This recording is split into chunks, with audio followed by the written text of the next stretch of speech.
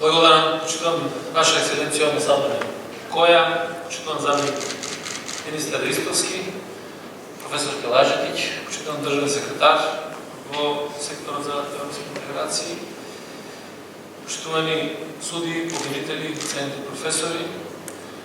Наистина областите поврзани со поглавјето 24 често пати се оценуваат како области на јавната политика кои се од посебно значење за суверенитетот на една држава и нивната основна цел е да се обезбедат слободно движење на луѓето со нивната гарантирана безбедност. Тие се клучни за обезбедувањето на темелите на една демократска држава и затоа ова поглаве е широко димензионирано и обединува 12 подобласти кои се императив за безбедноста на граѓаните. Тоа се азил, миграција, надворешни граници, визна политика, борба против организиран криминал, борба против трговија со луѓе, со дрога, тероризам, царинска соработка, полициска соработка, судска соработка во граѓански и кривични предмети и фалсификување на евро. Стандардите кои треба да се достигнат во ова поглавје во голем дел се веќе уредени со бројни меѓународни конвенции кои Република Северна Македонија со нивна ратификација ги презади, односно ги имплементираше како дел од домашното законодавство. Пред се областа на борбата против организиран криминал, борба против тероризмот и трговија со луѓе.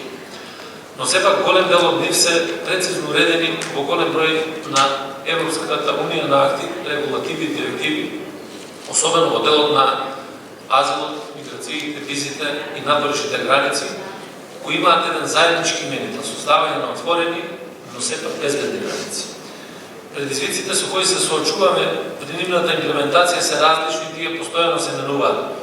Зависат пред се од глобалните геостратешки движења, како што беше мигрантската криза. Натаму степенот на развој на кредибилноста на државните институции кои што треба да го спроведуваат законот.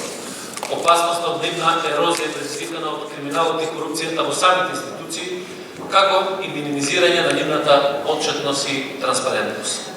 Сите овие прашања се предмет на уредување на поглавјето 24, а по своето значење се клучни за обезбедување на еден достоинствен и безбеден живот на граѓаните.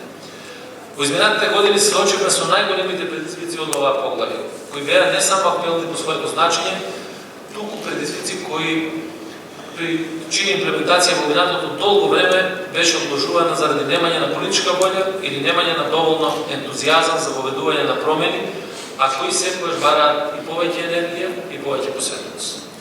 Најдобар пример за тоа е надворешниот механизам за контрола врз работата на лицата со полициски овластувања и затворската полиција, чии основи успеавме да ги воспоставиме и чии резултати се видливи веќе во пракса. Овој сегмент не сакал само да упатам на последниот извештај на Европската комисија за напредокот на Република Северна Македонија, во кој се посочува дека надворешниот механизам како неопходна претпоставка за обезбедување на отчетноста на институциите и демократизацијата на општеството е реализиран во Македонија. Реформата за разните жуздавачките служби, како и воспоставување на новиот систем на следење на комуникации, исто така произлегуваат од поглавјето 24. Исполнувањето на високи стандарди кои ги има Европската унија во овие области налага да се спроведат тектонски промени во нашата држава. Но со задоволство можам да констатирам дека овие процеси се одвиваат транспарентно и со инклузивност на сите релевантни субјекти. Верификацијата од Европската комисија не е изостана. Република Северна Македонија ги исполни сите барања за опочнување на процесот на пристапните преговори. Нашата држава во изминатиот период не можеше да остане имуна на глобалните миграцијски текови и ризиците кои таа ги носи со себе, соочена со потребата од обезбедување на баланс помеѓу обезбедување на човекови права на мигрантите, задоволување на нивните основни потреби и обезбедување на безбедноста на нашите граѓани и воопшто на нашата држава.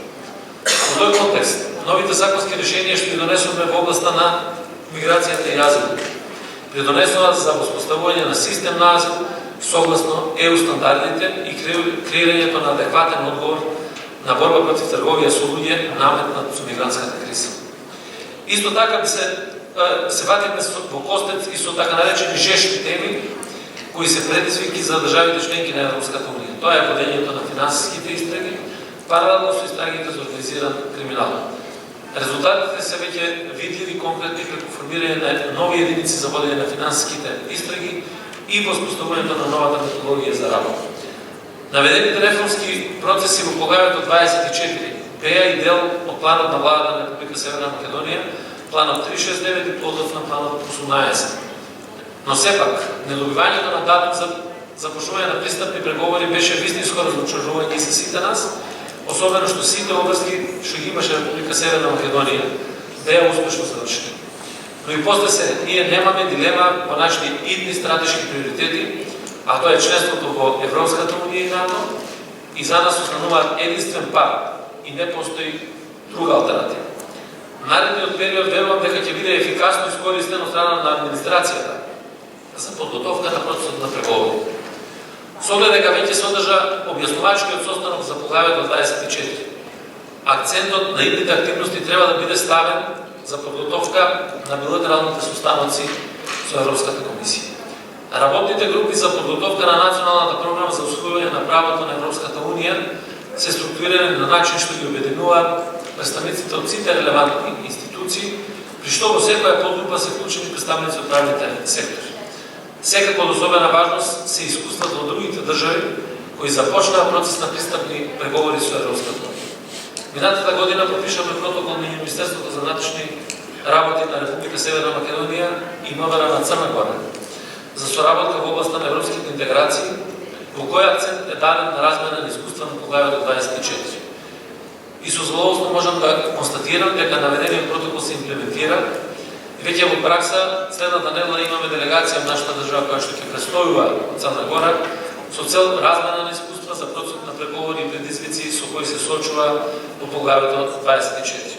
И на крај позволете ми да дадам една моја собствена констатација која што мислам дека треба да ни биде основа за водењето на преговорите.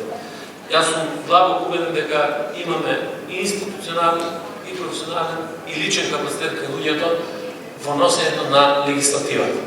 Ама не сум убеден дека сите луѓе во институциите и во државата се на патот на старањето на реформи и на институции во кои што сите ние ќе веруваме.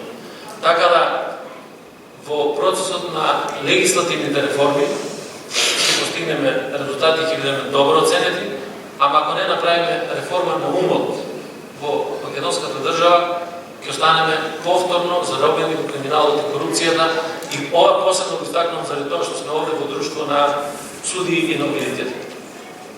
Го истакнувам затоа што треба да се одважиме и да носиме конечно одлуки во интерес на државата и да ги покажеме со прст, со име, со презиме, оние кои што се корумпирани институции конечно да одговарат.